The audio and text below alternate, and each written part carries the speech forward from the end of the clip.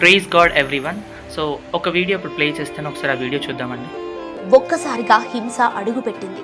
వారి చేతులు వెనక్కి కట్టేశారు. ప్రార్థనకు వచ్చిన వాళ్లను వరుసలో నిలబెట్టారు. క్షణాల్లో నేల మీద రక్తం పారింది. ఇళ్లకు నిప్పు పెట్టారు. ఒక్క రాత్రిలో 162 ప్రాణాలు గాల్లో కలిసిపోయాయి. పిల్లలు తల్లిదండ్రుల్ని కోల్పోయారు. కుటుంబాలు తమ ఇంటి పెద్దను కోల్పోయాయి. ఇది ఆకస్మిక దాడి కాదు, ఇది ముందే రాసుకున్న స్క్రిప్ట్. 5 నెలలుగా హెచ్చరికలు కూడా వచ్చాయి. విధేయత మార్చుకోమన్నారు. ఎదురు తిరిగితే ఫలితం ఇదే అన్నారు. చివరకు అదే జరిగింది. నైజీరియాలో జరిగిన ఈ ఘటన ప్రపంచాన్ని ఉలిక్కి పడేలా చేసింది.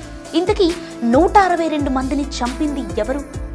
వీడియో చూసారు కదండి. Previously I had a video regarding to this. We need more prayers to save Nigerian people. And మనం అంత్యదినంలో ఉన్నామండి. బైబిల్లో కూడా ఏం రాయబడిందంటే జనముల మీదకి జనములు, రాజ్యముల మీదకి రాజ్యములు, అక్కడక్కడ భూకంపములు, కరువులు కలుగునని రాయబడింది. సో ఈ అంత్యదినంలో ఉన్నప్పుడు ఎంతోమంది ద్వారా మనం శ్రమలు పొందుతాము, ఎన్నో విధాలుగా శ్రమలు పొందుతాం. అంత మాత్రాన మనం మన యథార్థతను మనం కోల్పోకూడదు. దేవుని రాకడ కొరకు మనం సిద్ధపడతాం. అప్పుడు దేవుడు నీతిమంతులతో పరిశుద్ధుల పరివారంతో మనం తీసుకుని వెళ్తాడు. I know you are going through deepest pain and lot of struggles and everything. God gives you best things and be prepared for yourself for the rapture. So God bless you. Thank you.